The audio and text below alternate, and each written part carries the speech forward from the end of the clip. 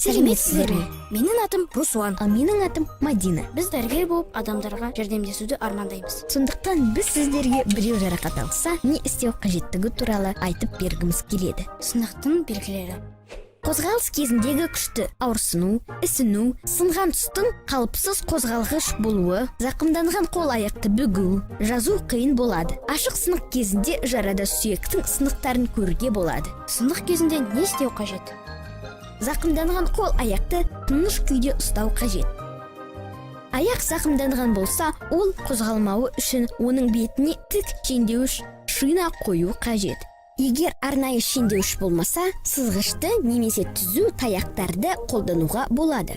Шендеуіш сынықтан жоғары және төмен тұстар қозғалмайтындай етіп қойылуы тиіс. Жарақат тұсына мұз немесе суық суға малынған матаның бөлігін қою қажет.